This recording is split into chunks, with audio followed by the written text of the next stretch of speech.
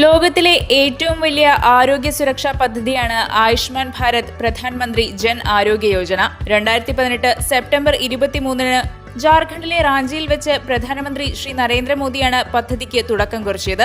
ഇന്ത്യയുടെ ജനസംഖ്യയുടെ ഏറ്റവും താഴെയുള്ള 40% വരുന്ന 12 കോടിയിലധികം ദരിദ്രരും ദുർബലരുമായ കുടുംബങ്ങൾക്ക് ദ്വിതീയ തൃതീയ പരിചരണത്തിനായി പ്രതിവർഷം 5 ലക്ഷം രൂപ നൽകുന്നതാണ് പദ്ധതി. ആരോഗ്യരംഗത്തെ പരിവർത്തനപരമായ മാറ്റത്തെ അടയാളപ്പെടുത്തിയ പദ്ധതി പാവപ്പെട്ടവർക്ക് താങ്ങാനാവുന്ന ഉയർന്ന നിലവാരത്തിലുള്ള ആരോഗ്യ പരിരക്ഷയാണ് വാഗ്ദാനം ചെയ്യുന്നത്. നിലവിൽ 55 കോടിയിലധികം പേർ ഈ പദ്ധതിക്ക് കീഴിൽ ആരോഗ്യ സേവനങ്ങൾക്ക് അർഹരാണ്. 6 വർഷം പൂർത്തിയാകുമ്പോൾ 13,000 സ്വകാര്യ ആശുപത്രികൾ ഉൾപ്പെടെ ഇന്ത്യയിലുടനീളമുള്ള 29,000-ലധികം ആശുപത്രികൾ ഈ പദ്ധതിക്ക് കീഴിൽ പട്ടികപ്പെടുത്തിയിട്ടുണ്ട്.